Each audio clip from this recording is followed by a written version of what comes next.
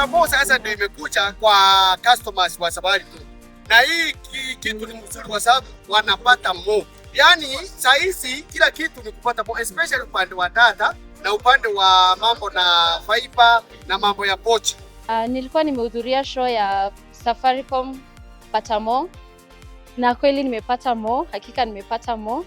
Nimeweza kuondoka na shilingi 35,750 na pia nikapata zawadi ya televisheni 43 inch.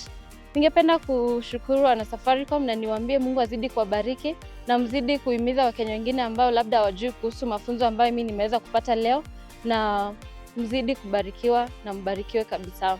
So today represents that one of those days that are, in my opinion, we start to take care of the customers, as we say, popote ulipo, is that wherever you're going through economically, we try our best and be with you. So during this time, this is the best time to get back to this and try and help this customer stretch their shilling in doing a lot more with their money. We understand that the current living conditions are quite challenging, and this campaign is going to bring much needed relief for our customers.